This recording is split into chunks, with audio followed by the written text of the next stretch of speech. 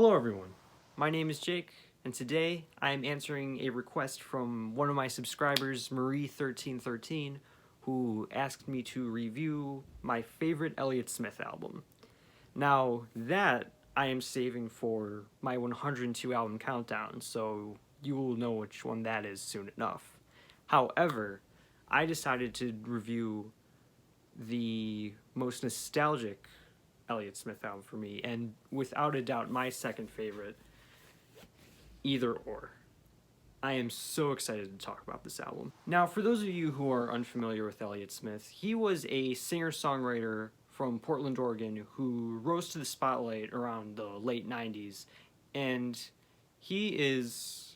I've said this to my friends and family, and I'm saying it to you guys right now.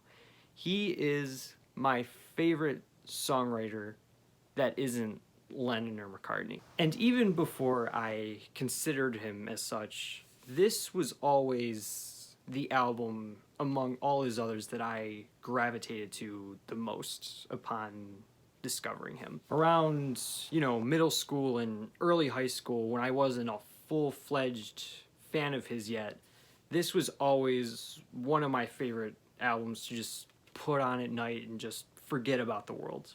The big turning point for me with Elliott Smith was when I realized that he was more than just music to bum out to. I feel like there's a big difference between, music that's just good for when you're sad or depressed and beautiful pieces of art.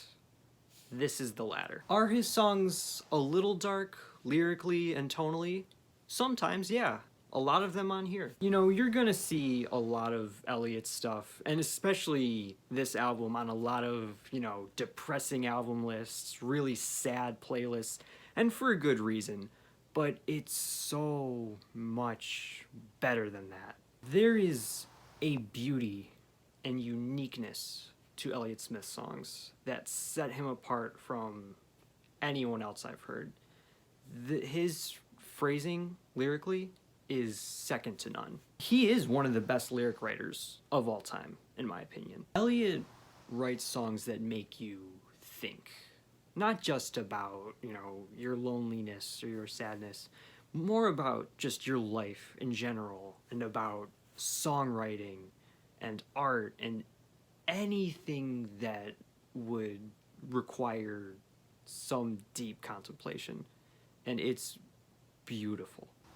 This album was released February 25th, 1997. It is the last of his sort of lo-fi albums before he signed on to DreamWorks Records. And this is definitely a lo-fi album. Most of, if not all, the songs were recorded, I believe, on a 4-track cassette. And they all give the songs a very sort of haunting, lonely sound. Elliott was also a multi-talent. He recorded all the instruments on this album. Every guitar, bass, or drum sound you hear, that was him. He also recorded this album in various sort of studio spots and houses around Portland, Oregon, including the Heat Miser house, which was the house of his previous band, and of course his own house. Before we get into the songs, I'm briefly going to address what I guess would probably be the elephant in the room.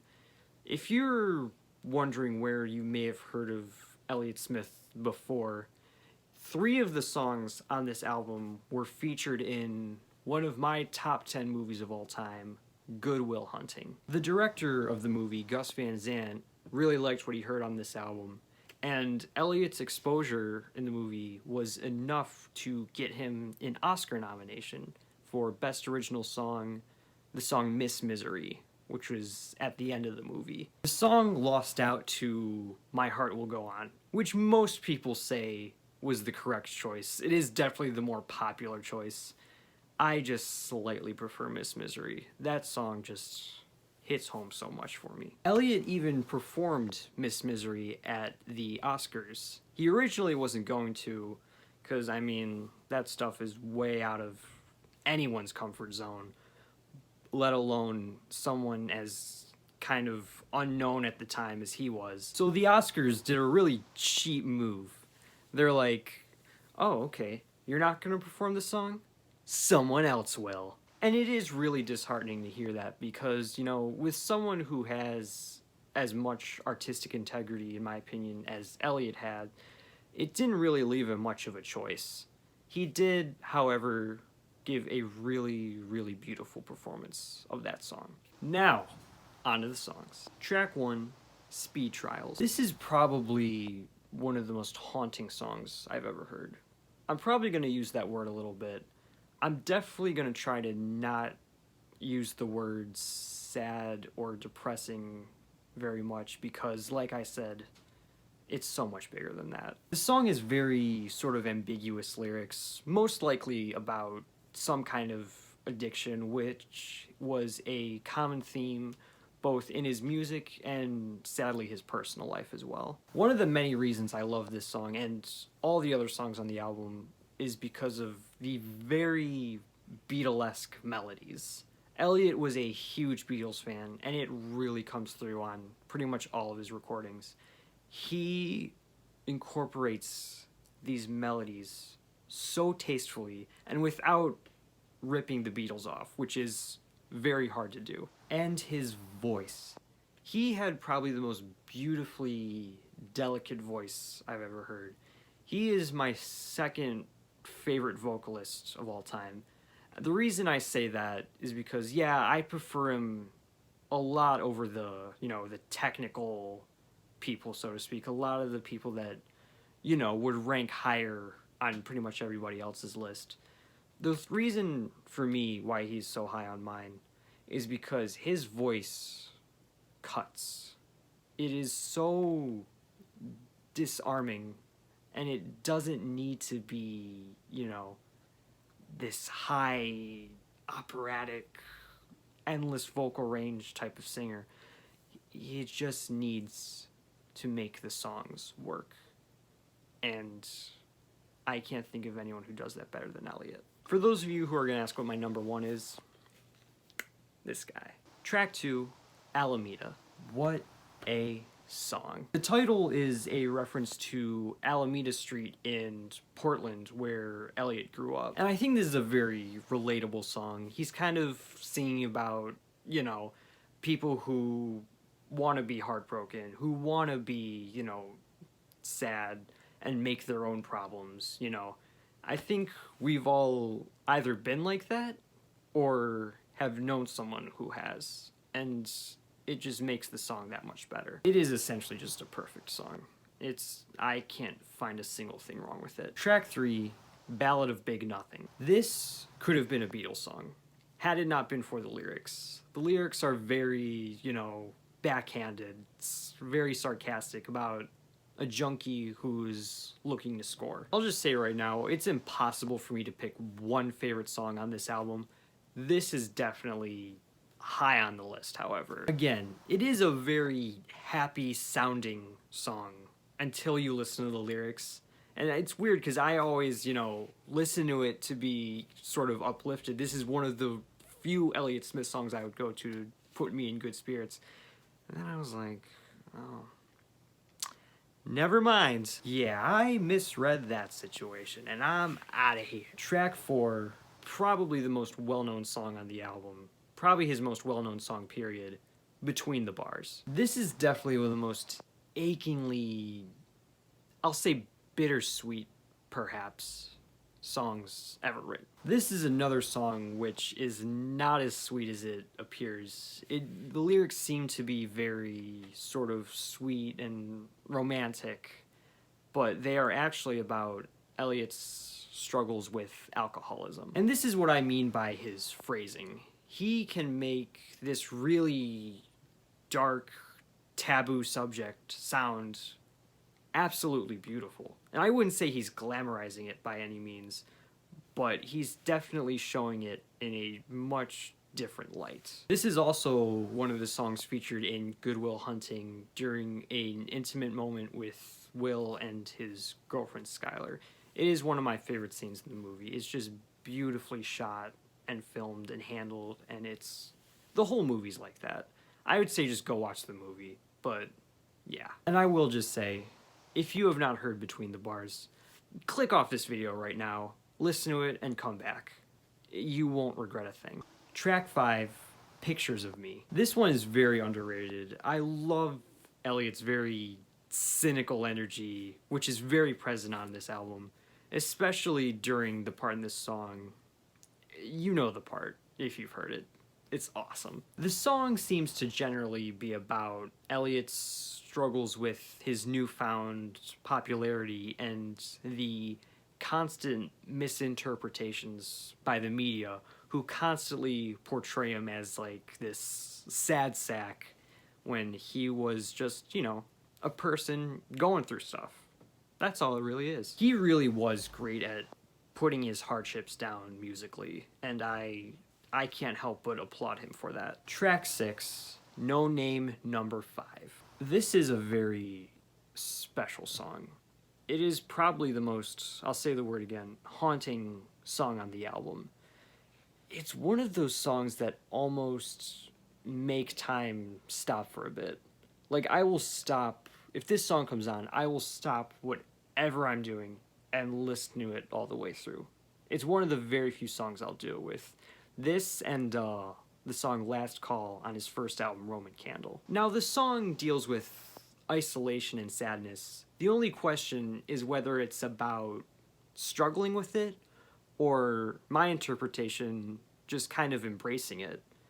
That one almost seems more profound, in my opinion. It is undoubtedly one of my favorite songs of all time. Track 7, Rose Parade. This might be the most cynical song on the album, and it's accompanied by probably one of the most pleasant guitar melodies on the album as well. Elliott said that this song is basically about generally just putting on a facade for people, and he's using the Rose Parade from Portland as kind of a metaphor for that, you know, just parading around, you know, like nothing's wrong. This is also definitely one of my favorites on the album. It's definitely a good song to put on, you know, when you're just mad. For no reason, you're just mad. Ugh. Track 8, Punch and Judy. This is, in my opinion, one of Elliott's most underrated songs, which is funny because it is on his most, I think, popular album. It seems to be about a couple who argues way too often in public, and eventually people are just completely indifferent and disinterested. They think they're just putting on a show, and they're not here for it. Now, one of the things that stand out to me most on this song is Elliott's storytelling. Elliott described his songs as little pictures, and this is the finest example of that, or one of them.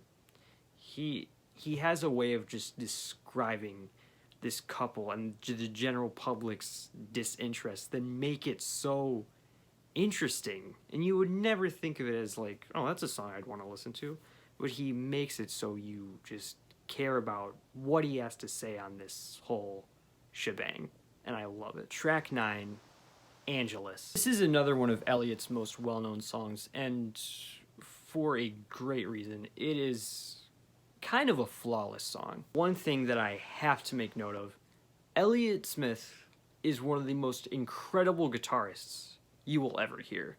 He was not this master of solos.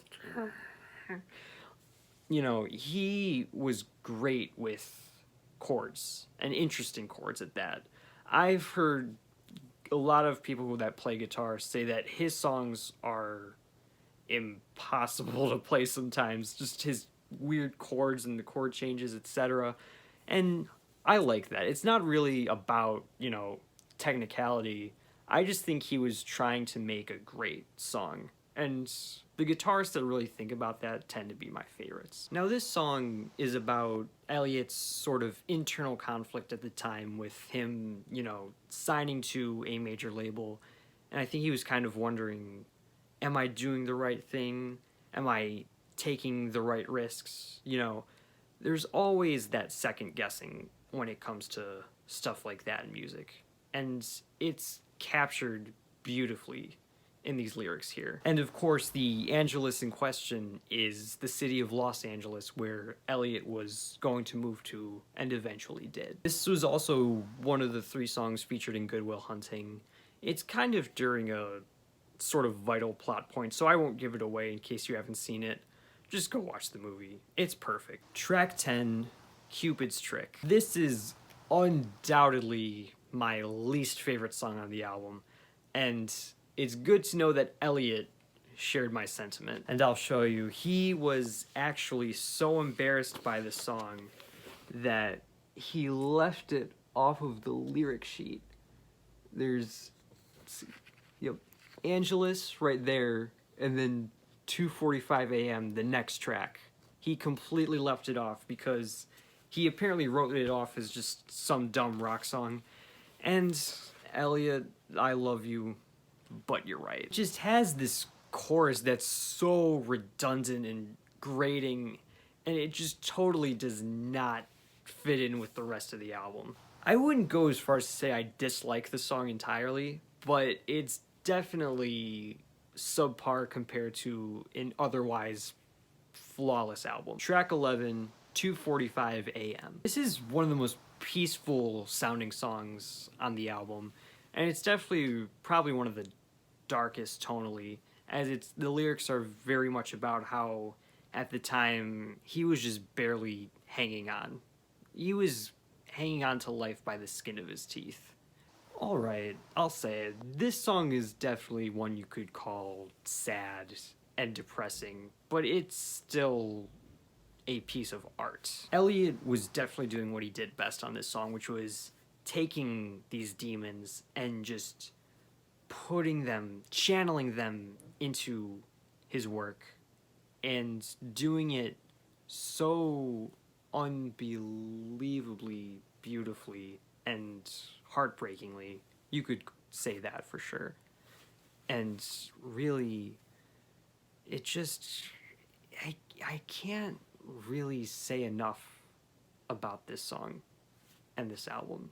It's a song that has to be listened to be fully realized, in my opinion, if that makes any sense. The 12th and final track, another one of Elliott's most well-known songs, also featured in Good Will Hunting, Say Yes. This is one of the most perfect songs ever written, and it's also one of the most insanely optimistic, according to Elliott, breakup songs I've ever heard. Elliott said that he did something which he almost never does on this song, which was write about someone in particular that he was really in love with. And it is most likely Joanna Bohm, whose house he also recorded songs at and was an ex-girlfriend of his, who is probably most well known for playing bass with Stephen Malkmus and the Jicks. One of my favorite Elliott Smith stories is, you know, him writing this song in just 5 minutes while a muted episode of Xena the Warrior Princess was playing in the background. I mean, it's so funny to me when musicians kind of try to downplay masterpieces like that down. It really, I mean, it just makes me like the song even more. And one last thing, I noticed with a lot of great album closers, there's always that sort of one moment in the song where just, it makes me go, oh, it's so good. I'm so unbelievably happy I just listened to this album just for this moment. And the moment on that song for me is the very end where he's like, see how it is. No words. Overall, I would say this is one of the few albums on my channel that I'm gonna ask everyone to find some way to listen to it. It's on YouTube, Spotify, pretty much anywhere you can listen to music for free. You will be changed, I believe. It is one of those albums that no matter what you're into, what hits for you musically, this always goes through. Thank you so much for watching what is probably going to be a very long video. So, thank you again. I take requests, anything album or movie related, or music related, I should say.